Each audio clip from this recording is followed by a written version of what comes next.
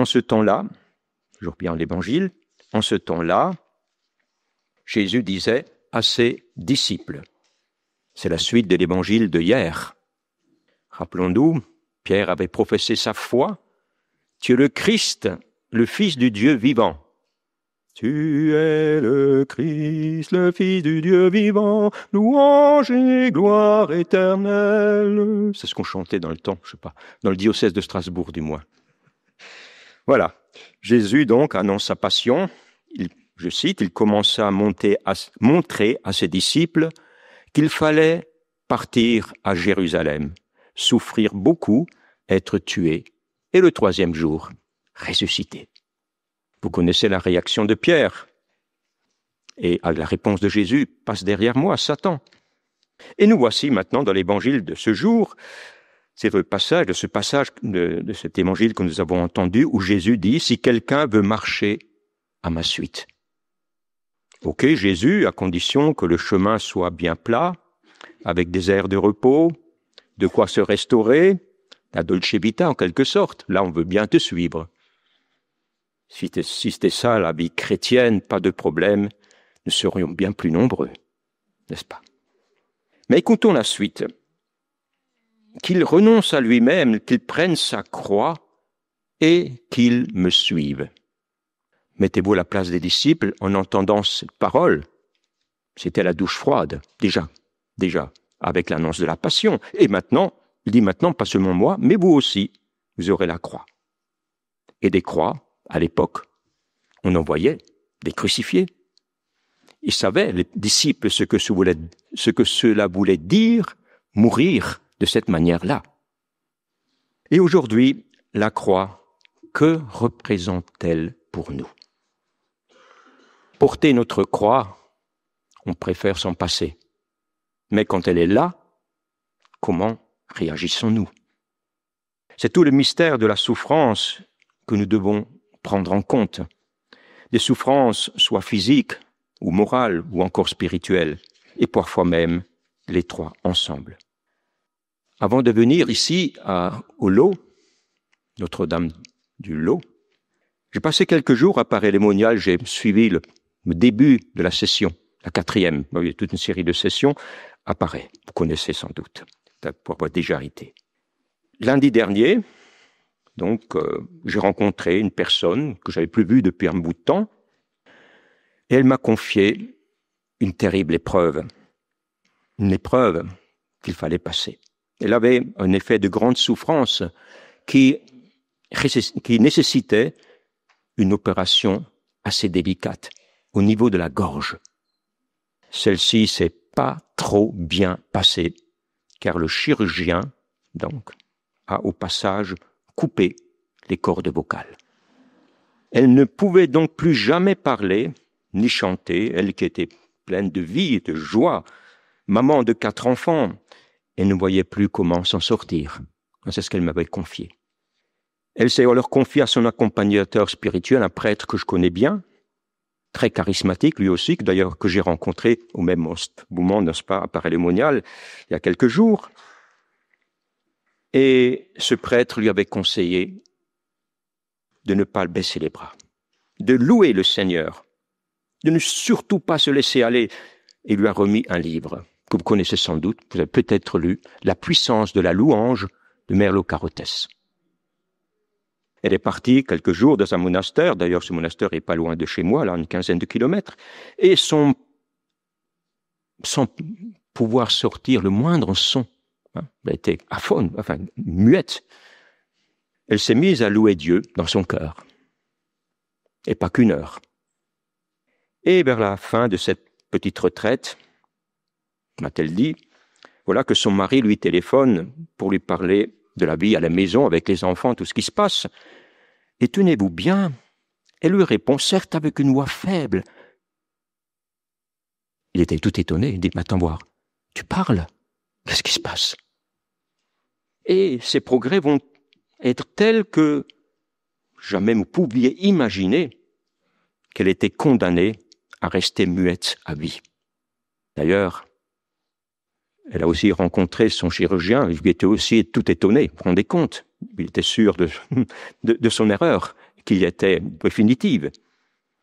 Voilà, qu'aujourd'hui elle est tout feu, tout flamme pour témoigner et offrir aussi le livre à qui veut l'entendre. Amen. Amen. Alléluia. Voilà, oui, frères et sœurs, sur le chemin de croix que nous avons tous à parcourir dans notre vie, il y a le Seigneur qui est là. Alors louons, glorifions-le, magnifions-le. Et même si nous ne sommes pas guéris, physiquement, moralement, le Seigneur nous bénit et nous donne les grâces de son esprit, mais aussi en regardant la croix. Oui, merci Jésus pour ta croix. Et la croix ici, elle est très expressive aussi. Bon, ça a déjà été dit dans le mot d'accueil. Hein, il y a la Trinité qui est représentée. Père, Fils et Saint-Esprit. J'ai jamais vu cette croix. En général, la mandorle, c'est toujours Jésus en gloire qui est représenté. Alors quand j'ai vu la première fois, je dis tiens, ça c'est nouveau ça. Il y a le Saint-Esprit, et le doigt du Père, hein, et le Saint-Esprit à travers la colombe. Cela nous renvoie bien sûr aux dernières paroles du Christ en croix. Père, entre tes mains, je remets mon esprit. Alors inclinant la tête, il remit son esprit. Ainsi, porter notre croix, c'est suivre Jésus qui nous conduit au Père avec la grâce et la force du Saint-Esprit. Il est là, vraiment. Dieu est là.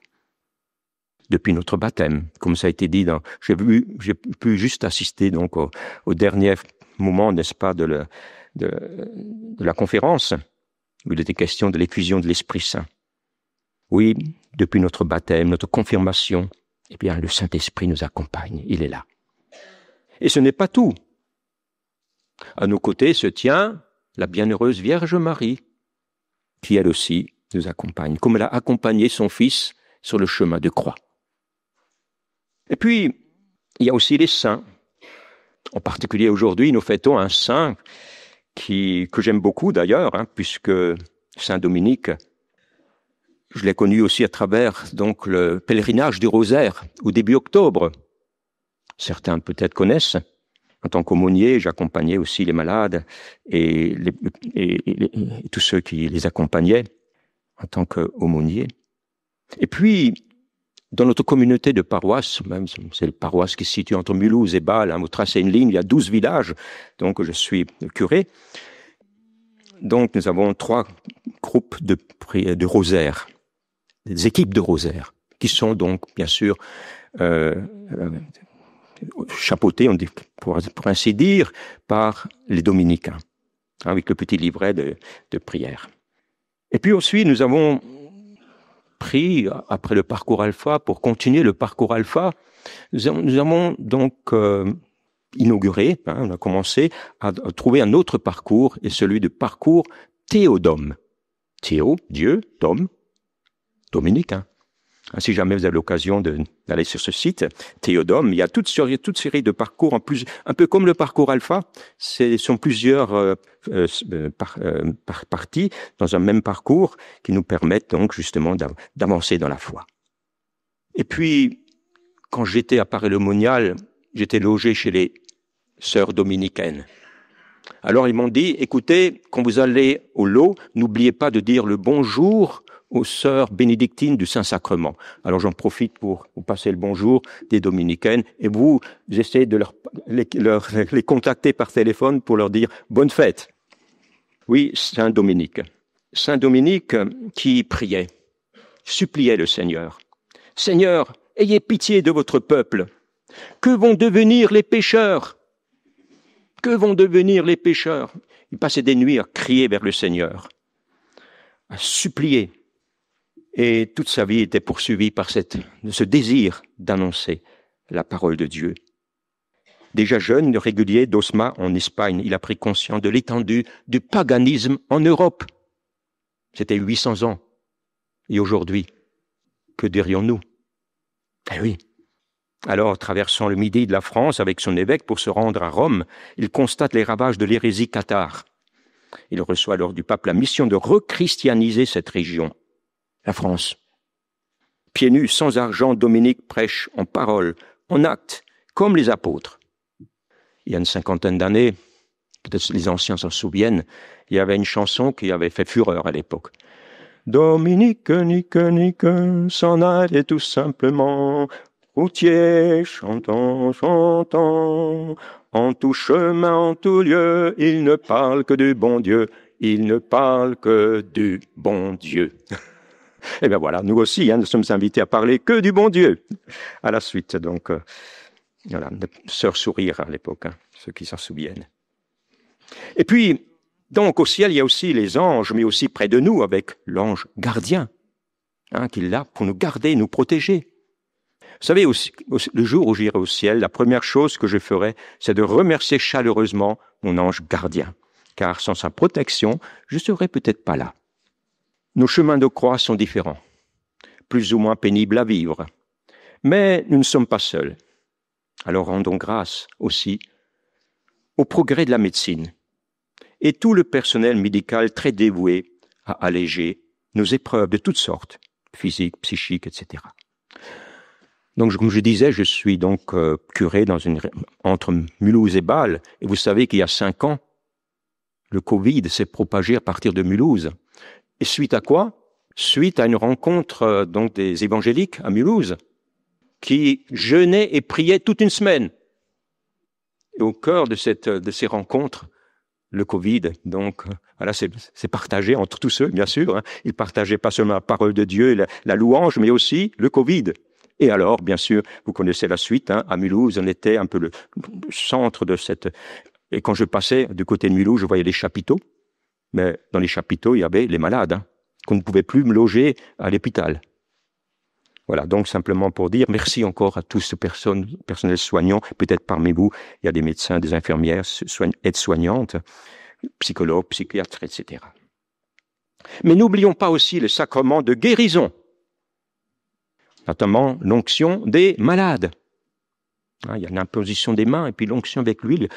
Alors c'est un vrai sacrement ici, c'est un sacramental, donc l'onction que vous recevez avec l'huile du lot, c'est un sacramental, mais le sacrement des malades, eh bien, voilà. Et j'ai déjà vu des merveilles à travers le sacrement, des personnes qui, vous voyez, presque partir de l'autre côté, et qui, voilà, hop, ont pu, grâce à ce sacrement, retrouver, peut-être pas seulement, aussi grâce au progrès de la médecine, bien sûr, mais n'oublions pas que c'est peut-être une très grande aide. Et puis, il y a un autre sacrement de guérison, le sacrement de la réconciliation. Ce n'est pas tellement pour notre corps, mais pour notre âme, qui elle aussi a besoin d'être restaurée, régénérée, guérie.